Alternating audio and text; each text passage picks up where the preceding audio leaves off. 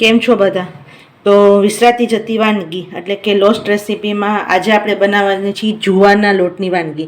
હવે જુવારનો લોટ છે ને બહુ બધાને ખબર છે કે એક તો પાચનમાં હળવો, કુદરતી અંદરથી તમને ઠંડક આપે, છતાં આપણે જુવારના લોટની બહુ બધી વાનગીઓ બનાવતા નથી. આજે મારા યુટ્યુબ ચેનલમાં જુવારની લોટની મેં 2 વાનગી બનાવેલી છે, તો જુવારના લોટની રોટલી અને જુવારના લોટની ઈડલી. આજે આપણે બનાવવાના છીએ જુવારનું, જે બહુ ઓછું પસંદ ઘણાને પડતું હોય એવું ધાન્યમાંથી આપણે બનાવવા છીએ જુવારના લોટના પુડલા. એટલા ટેસ્ટી બનશે કે તમે એને વારંવાર બનાવશો. આ તમે કિડ્સના બ્રેકફાસ્ટમાં, તમે હળવું ડિનરમાં પણ તમે બનાવી શકો, લાઇટ નાસ્તામાં પણ બનાવી શકો. તેના માટે શું લીધું છે? 1 કપ જુવાનો લોટ. જે કટોરીનું માપ લ્યો એ કટોરીના માપથી 1 કપ જુવાનો લોટ સામે 1/4 કપ રવો લેવાનો છે.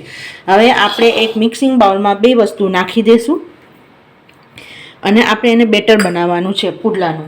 હવે માપ એનું આપણે લાવવાનું છે, આપણે સવા કપ જેવું આપણે 2 મિશ્રણ થઈને થયું છે, સામે 3 થી 3.5 કપ જે માપથી લીધું હોય ને એટલું માપમાં આપણે બેટર બનાવવાનું છે. તો પહેલાં આપણે થોડું થોડું લઈ અને આપણે એને બેટર બનાવશું. અને બેટર છે ને અત્યારે એકદમ ધ્યાન રાખવાનું કે ગઠ્ઠા ન પડે, એટલે થોડું થોડું નાખી અને આપણે સરસ એક બેટર બનાવી લેશું.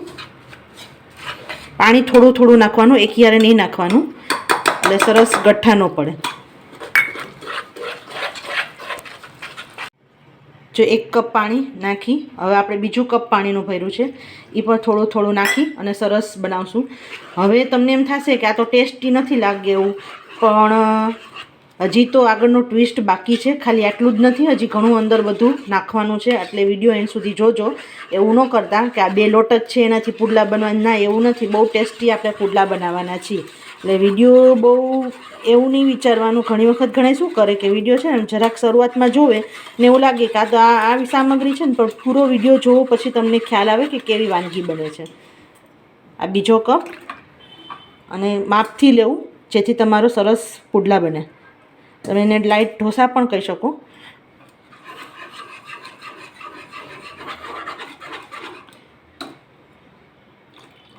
આપણે એનું પતલું બેટર બનાવવાનું છે, બરાબર છે.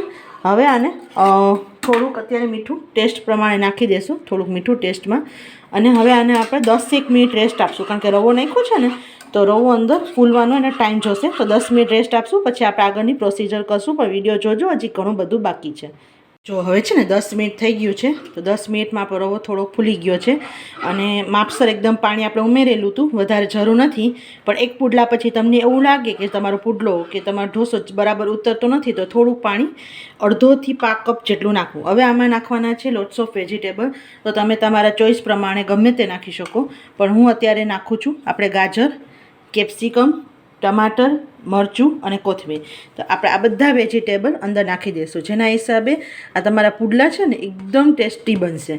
અને તમે કોઈને કહેશો ને કે આ પુડલા શેના બનેલા છે, એને ખ્યાલ જ નહીં આવે, એટલું ટેસ્ટી બને છે. તો આપણે આ બધું સરસ અંદર નાખી દીધું. સાથમાં છે ને થોડું હું જીરું નાખું છું. તમે વઘારમાં પણ નાખી શકો, રાઈ જીરું કરીને, પણ મને બધી વસ્તુમાં રાઈ બહુ ભાવતી નથી. તો તમને જો રાઈને જીરુંનો વઘાર કરીને અંદર નાખો ને તો પણ નાખી શકો. સાથમાં થોડા ચીલી ફ્લેક્સ નાખું છું, જેથી તમને ટેસ્ટી એકદમ તમને મજા આવશે ખાવામાં. અને એને સરસ હલાવી લેશું. હવે આપણે પુડલા માટે નોનસ્ટિક તવો લીધો છે, તમે કોઈ પણ પેન પણ લઈ શકો. પહેલે છે ને એને આપણે આવી રીતે ઓઇલથી જરાક ગ્રીસ કરી લેવાનું. અને અત્યારે ફર્સ્ટ ગમે ત્યારે જ્યારે આ પુડલો આપણે પાથરીએ ને તો હાઈ ફ્લેમ હોવો જોઈએ, અને સરસ એકદમ આપણી લોઢી કે તમે જે પણ પેનમાં બનાવતા હોય એકદમ તપેલું હોવું જોઈએ. બહુ જ સરસ એકદમ ધુમાડા નીકળે એટલું ગરમ હોવું જોઈએ. અને કોઈ પણ વાટકાની મદદથી તમે જ્યારે પણ આ પુડલો લ્યો ને તો આવી રીતે હલાવવાનું, સીધું ઉપરથી નહીં લેવાનું, કારણ કે છે ને ઢીલું બેટર છે. તો ઘણી વખત શું થાય કે બેટર નીચે જામી જાય, ઉપર પાણી પાણી રહે, એવું ઘણી વખત થાય. તો શું કરવાનું કે જેટલી વાર પુડલો ઉતારો ને એટલી વખત આવી રીતે હલાવીને અને લેવાનું. તો અત્યારે આપણે હલાવી અને આવી રીતે એક વાટકો લેશું. અને એકદમ અહીંયા આપણે જોશું કે ખૂબ જ હાઈ ફ્લેમ થઈ જવી જોઈએ, પછી જ આ પાથરવાનો છે, એના પહેલાં નહીં પાથરતા. હવે આપણું સરસ હાઈ ફ્લેમ થઈ ગયું છે અને બોર્ડરથી વચ્ચે એવી રીતે પાથરવાનું છે.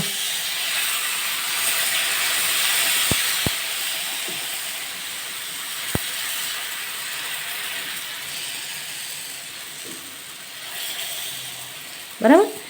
હવે જ્યારે પથરાય છે ને પછી સેજ મીડિયમ ફ્લેમ કરી દેવાની, પાથરવા ટાઈમે ફાસ્ટ અને પછી સાઈડમાં થોડુંક તેલ, ઘી, જે તમે બટર જે નાખવું હોય નાખીને વચ્ચે અને થોડુંક સાઈડમાં. હવે આપણો ગેસનો ફ્લેમ છે ને, આવું પુડલો કે જ્યારે ઢોસો બનાવતા હોય ને ત્યારે ઘણાને તકલીફ થાય કે અમુક જગ્યાએ સરસ પાકે, અમુક જગ્યાએ ન પાકે. ગેસનો ફ્લેમ મીડિયમ કરી દેશું અને આપણો ફ્લેમ છે ને રસોડાનો હંમેશા નાનો હોય. તો આવી રીતે ફેરવતા પહેલાં આ સાઈડ ફેરવું, આ સાઈડ કર્યું, પછી ત્યાં થોડુંક થઈ ગયું, પછી આવી રીતે ફેરવતા પુડલાને પકાવવા દેવાનું. સરસ પાકે પછી જ ઉથલાવવાનો, ત્યાર પહેલાં બિલકુલ નહીં ઉથલાવવાનો. તો પહેલાં સરસ આપણે એક સાઈડ થવા દેશું અને ગેસનો ફ્લેમ પહેલેથી કહી દઉં કે એક પાથરાયા પછી મીડિયમ ફ્લેમ કરવાનો, ફાસ્ટ આપણે નહીં કરવાનું, ન તો પછી બળી જાય નીચેથી. એક સાઈડ આમ તમને સરસ પાકેલું થઈ જાય ને પછી ધીમે ધીમે આવી રીતે સાઈડમાંથી આપણે કાઢશું આપણે અને સરસ આરામથી ઉથલી પણ જશે. જો તમને એવું લાગે ને કે તમારો પુડલો નથી ઉથલતો તો પાણીનું પ્રમાણ જ માં ફેરફાર હશે, બાકી તમને આ પરફેક્ટ માપ જેમાં આપેલું છે એ તમે આ માપથી કરશો ને તો સરસ ઉથલશે. જો કેવો સરસ, પાછળ તમને નજીકથી દેખાડું એ કેવો સરસ જાળીવાળો થયો છે અને ટેસ્ટમાં તો એટલો સરસ કે તમને દર વખતે નાના મોટા બધા વડીલોને તમે જો સાંજમાં હળવું ડિનર કરવા માંગતા હોય તો આ પુડલા બનાવવાના. સાઈડમાં કોઈ પણ ચટણી, સોસ, નાળિયેરની ચટણી, આપણે કાચી કેરીની ચટણી, ટમેટાની ચટણી, કોઈ પણ ચટણી સાથે સાઈડમાં દહીં, છાશ, તમને વડીલોને પણ ખૂબ ભાવશે કારણ કે પચવામાં ખૂબ જ હળવું છે. તો આપણે બીજી સાઈડ પણ થોડીક વાર થવા દેશું મીડિયમ હીટ ઉપર.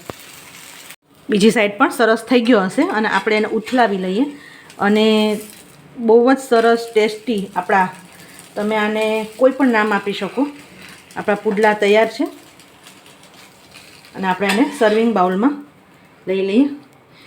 એક વ્યક્તિને એક પુડલો ઇનફ થઈ જાય એટલો મોટો અને સરસ આપણા જુવારના લોટના પુડલા તૈયાર છે. તો ગમે તો મારી ચેનલને સબસ્ક્રાઈબ કરવાનું ભૂલતા નહીં, સાથે બેલ આઇકન બી દબાવી દેજો. અને મારી આ પહેલ જે પુરાની જૂની અને પરંપરાગત વાનગીને આગળ લાવવાનો જે પ્રયાસ છે એમાં સફળ થવા માટે તમારો પ્રોત્સાહન ખૂબ જરૂરી છે. જો તમને આ પ્રોત્સાહનમાં આ ફેમિલીમાં જોડાવા માંગતા હોય તો પ્લીઝ જોડાઈ જાજો અને લાંબો સફર મારી સાથે જોડાવા માટે બેલ આઇકન બી દબાવી દેજો, જેથી નવી રેસીપી આવે ને તો તમને તરત એનો વિડીયો મળી જાય. આવજો.